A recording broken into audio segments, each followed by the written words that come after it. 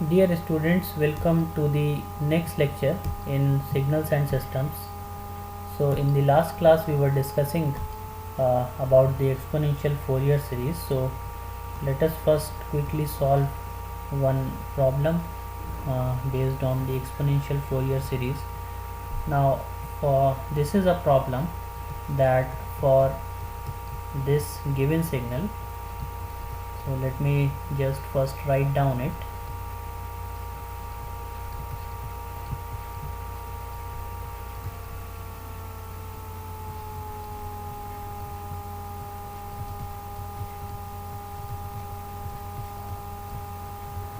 Okay, so this is a signal xt equals to 2 plus cos 2 pi by 3t plus 4 sine 5 pi by 3t.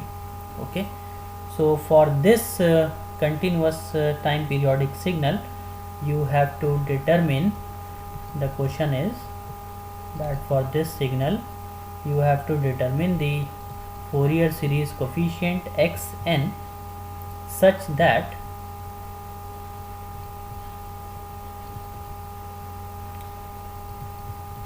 xt equals to summation xn e raised to the power jn omega naught t. So this is that same expression of exponential Fourier series. So the main question is that you have to determine the exponential Fourier series coefficients, okay, by this expression. So first you just rewrite this, that is 2 plus cos 2 pi by 3t plus 4 sine 5 pi by 3t, and now you just break it into the exponential signals. So it can be written as e raised to the power j times 2 pi by 3t plus e raised to the power minus j 2 pi by 3t. So you can write down this cos and sine signals in terms of exponential by using that Euler's theorem. I hope you know that. And this sine can be also be can be written like j to 5 pi by 3t minus e raised to the power minus j 5 pi by 3t divided by 2j. Okay, so now you just have to simplify this expression. So you can just open the brackets and try to simplify it.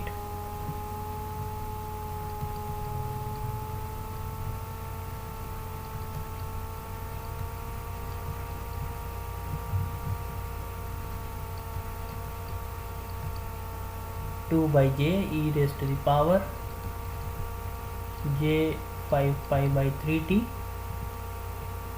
minus 2 by j e raised to the power minus 5 pi by 3t. Okay, so this can be simplified more in this way: e raised to the power j 2 pi by 3t plus half e raised to the power minus j 2 pi by 3t minus 2j e raised to the power 5 pi by 3t and plus 2j e raised to the power minus 5 pi by 3t. Okay, so this is the expression which you get by simplifying this. Now if you just compare this expression with the expression for the exponential Fourier series, which is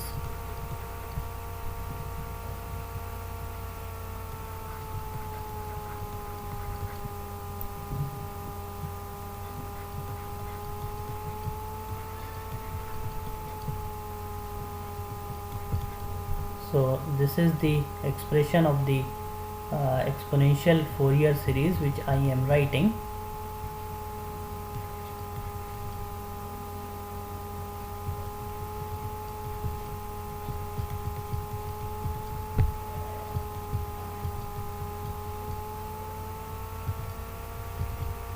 So this is xt equals to x naught plus x2 e raised to the power j 2 omega naught t plus x of minus 2 e raised to the power minus j 2 omega naught t plus x5 e raised to the power j 5 omega naught t plus x minus 5 e raised to the power minus j 5 omega naught t.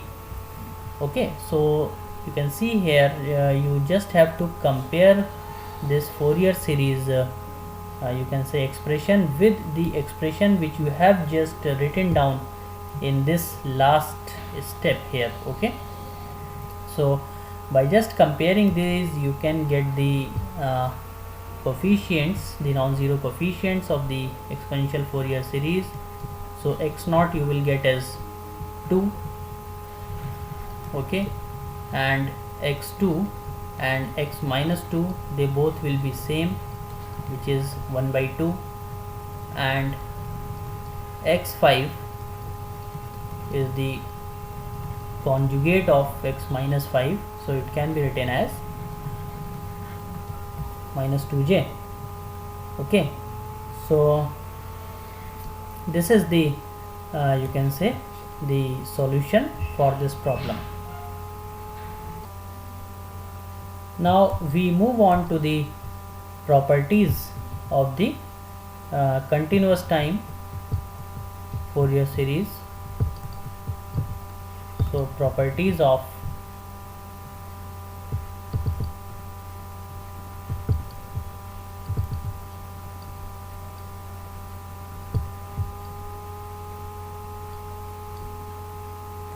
continuous time Fourier series. So these properties which we are going to discuss, actually they can help to reduce the complexity in calculating the Fourier series of many different signals. Okay, so in discussing all these properties we will use a notation like this. Okay, so this is representing that suppose this xt is any periodic signal with period t, capital T.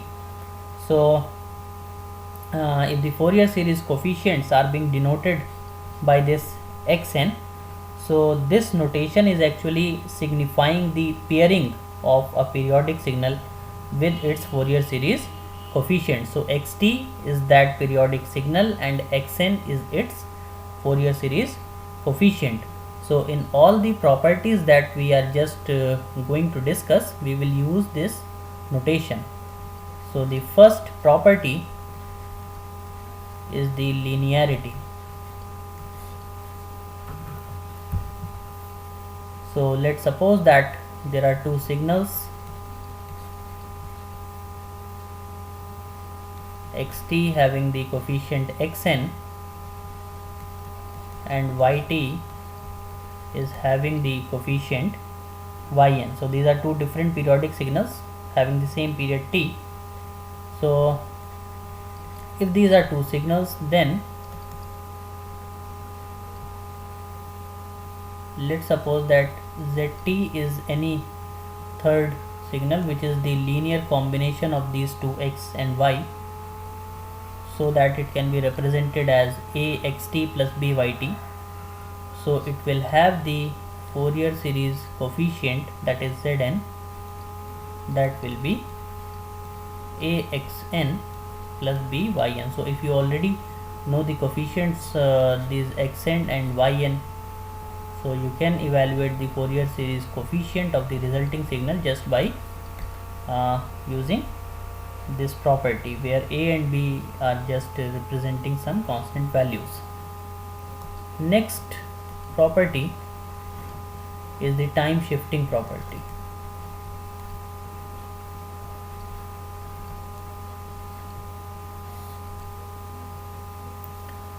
Now again I will start just by writing the same pairing. Okay, so let's suppose that if this is a signal, then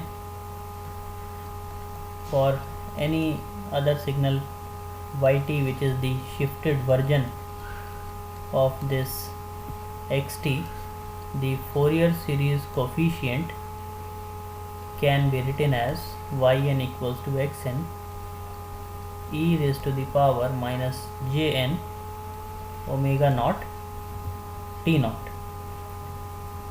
Okay, so whenever a time shift is applied to a periodic signal, the period of the signal is preserved, that is the period will remain same. Okay, and one more thing is that when a signal is shifted in time, the magnitudes of its Fourier series coefficient will remain unaltered, that is it will not be changed. So from here you can also see that the magnitude, that is yn magnitude, will remain same. Okay, so this was the second property. So if you know the coefficient xn, you can evaluate the coefficient of this yt signal just by multiplying an exponential with this. The third property is the frequency shifting.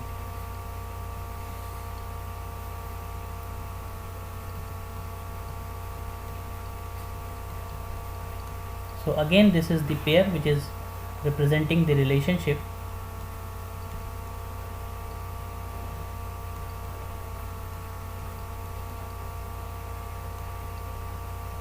So if y is any signal which is obtained by multiplying an exponential signal with the xt, it is e raised to the power jm omega naught t. This is multiplied with xt, which will give you a resultant signal yt. So in this case, the Fourier series coefficient yn will be equal to x of n minus m. So you can see from here that a frequency shift actually corresponds to multiplication in the time domain by a complex sinusoidal signal whose frequency is equal to the time shift. Okay, so this is the frequency shifting property. Next property is the time reversal property.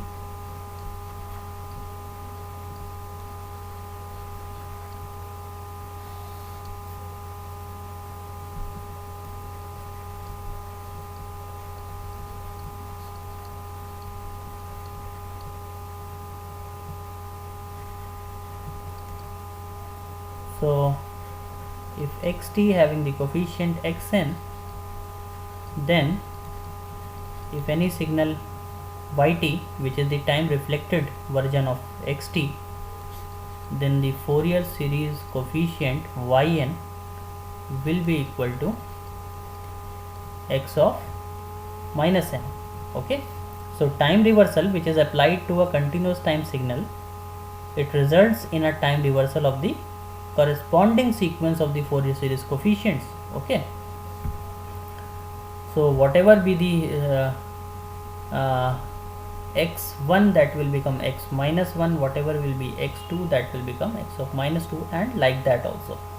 Now one very important thing here in this property is that let's suppose that this xt signal is even. Okay, so if xt is an even signal, then what will happen, that the Fourier series coefficients will also be even. Okay, so that means that if xt and x of minus t both are equal, then this x of minus n will be equal to x of n, and similarly if this xt is odd, that means x of t is equal to x of minus t, then x of minus n will be equal to x of minus of xn. Okay, so this is an important thing. So this is easy to understand. Now let's move to the next property, which is the time scaling.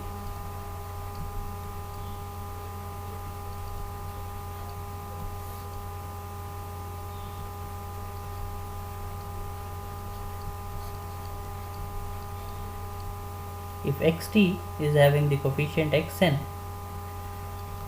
then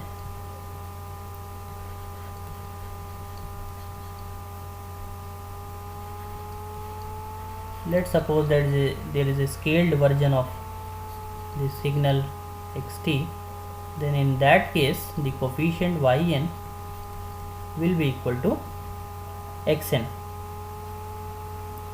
Okay, so here you can see that the Fourier series coefficients have not changed. The Fourier series representation has changed because of the change in the fundamental frequency. Because if xt is a periodic signal and it is having the period equal to t, then any signal which is the scaled version of this, it will have the period equal to t by a. So time period will be changed. So time period will be changed, that means frequency will also be changed. Okay, so the frequency, the fundamental frequency will be equal to a times omega naught. Okay, so that is why we said that although the Fourier series coefficients have not changed here, these are same, but the representation of the Fourier series has been changed because of the change of this fundamental frequency.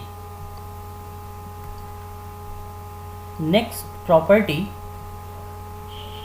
is the periodic convolution.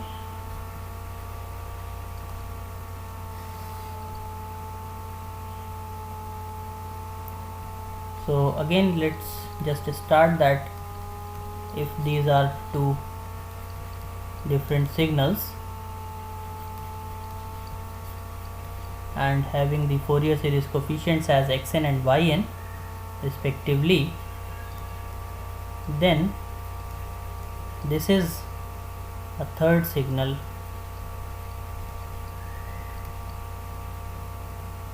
which is the convolution of xt and yt. Okay, then the coefficient, Fourier series coefficient of the resultant signal will be the multiplication of their Fourier series coefficients. Okay, so one important thing you note down from here that will be utilized in some future lectures also, some future problems maybe it can be utilized in, that multiplication in time domain corresponds to the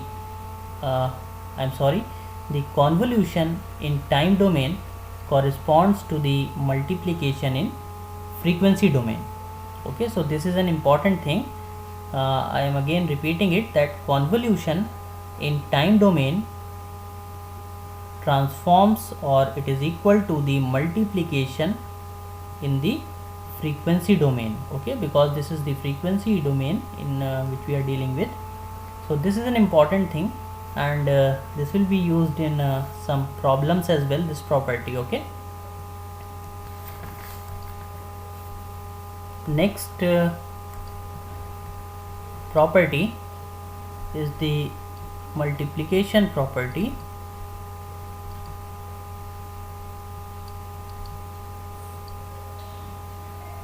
So if xt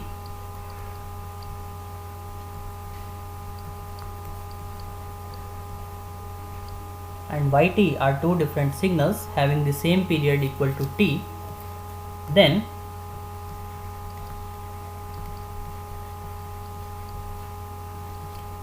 the multiplication of xt and yt, if it is there and it is represented by a new signal which is zt, then the Fourier series coefficient, which is equal to Zn, will be equal to this summation xk y n minus k, where k is equal to minus infinity to infinity. Next property is the differentiation property.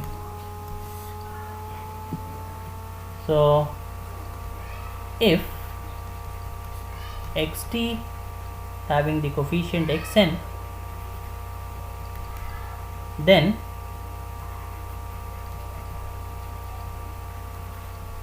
let's suppose that if yt is the derivative of this xt, then in that case the Fourier series coefficient yn will be equal to jn omega naught times xn. Okay, so whatever be the coefficient xn here, that will just be multiplied by this jn omega naught. Next property is the integration property, that if again xt and xn is that Fourier series and and coefficient pair, then yt, which is the integral of this xt, so in that case the Fourier series coefficient yn can be calculated just by using xn. Next property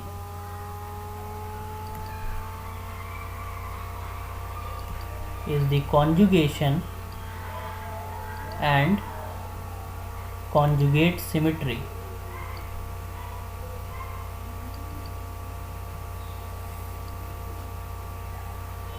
So if xt having the Fourier series coefficient xn, then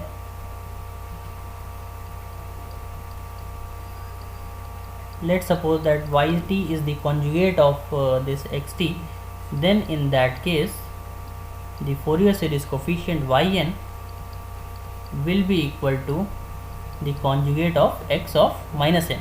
So this property means that taking the complex conjugate of a periodic signal xt, that is here we have taken the complex conjugate of this periodic signal. So if you take the complex conjugate of a periodic signal, then it has the effect of complex conjugation and time reversal on the corresponding Fourier series coefficient. So both these things are being taken place here, the complex conjugation as well as time reversal on the corresponding Fourier series. Now again, one important thing in this property, that let's suppose that if xt is real, and by saying that it is real, it means that x conjugate t is equal to xt, then in that case x of minus n will be equal to x of n, or you can also write in another way that x minus n equals to x of n. So both these are the same things. And then this means that the Fourier series coefficients will be conjugate symmetric. That is, if xt is real, then for this condition, that is for real xt, the Fourier series coefficients will be conjugate symmetric. Okay. Now if you combine one more thing here, that is, if xt is real as well as even. So we have discussed this thing in just the some previous property in which we were discussing, I think, about the time reversal. So that property was the time reversal property. You can just go back and have a look at that. So there you had seen. So if xt is now real and even, then that will mean that x of minus n will be xn conjugate, and this will be equal to x of minus n. Okay, so if you just recall that when we were discussing about the time reversal property, so there you had seen that if xt is even, then in that case x of minus n will be equal to x of n, and here you had seen that if xt is real, then x of minus n is equal to xn conjugate. So if you combine both these equations, you will get this equation. So if xt is real and even, then that will mean the Fourier series coefficients are also real and even. Now one more similar kind of case you can also take, that if xt is real and odd now. Okay, so again, just by using the same property of the time reversal, so you can combine now these two things. Okay, so it will be equal to this. So if xt is real and odd, now in this case x of minus n will be equal to xn conjugate, which is equal to minus of xn. Okay, so this was this conjugation properties. Now one more property is the Parseval's theorem.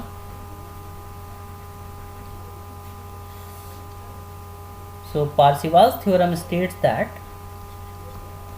if xt having the Fourier series coefficient xn, then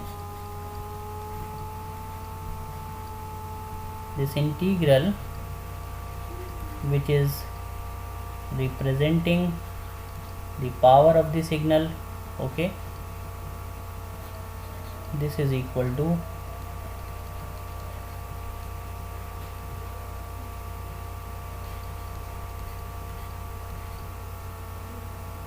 and it can more be simplified in this way.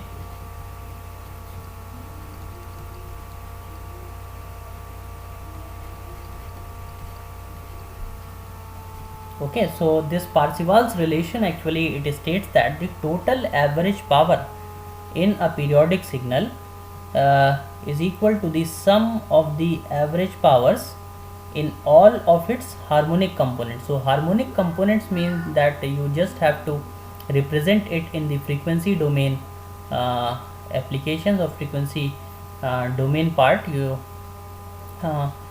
so that means that just to write its Fourier series. So I think I have already told you about this when we were discussing about the introduction of this Fourier series, that the different parts or the different components is called the different harmonics of the signal.